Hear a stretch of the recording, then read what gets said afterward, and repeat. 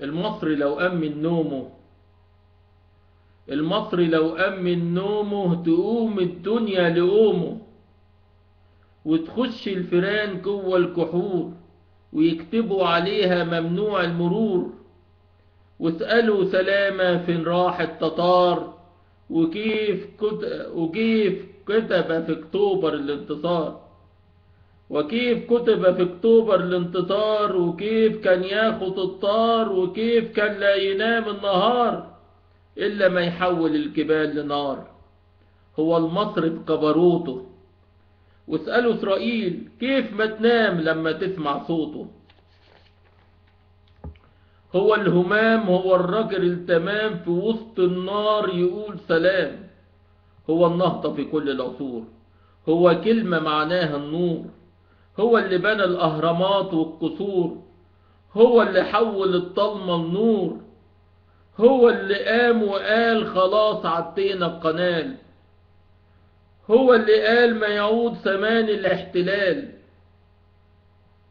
خوف العدو من البلد إن فيها مصري بيتروي بمية النيل أصلي، يوم ما يهز الريح يبان إنه أصلي. لا يخاف، لا يخاف ولا يكن ويقول أنا مصري.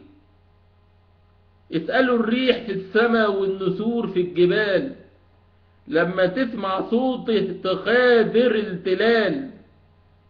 بيحب أخوه ويتمنى ليه الأمان، ويسعل لما خدوا العراق وراحت كفيتنام، وخدوا من السودان حتة كمان. تشوفه تقول عليه مسكين، وتقول عليه خيرته السنين، لكن هو في الأصل كريم. أصلي أغلى من الذهب ويساوي ملايين. هو نوبل والعلم في هذا الزمان، هو انتصار الحروب في كل مكان. هو الدين في قلب كل إنسان، هو حضارة وفخر العرب مهما كان. هو الأمل في إننا نغير المكان، هو الأمل في إننا نغير المكان وننهض بالعرب زي زمان.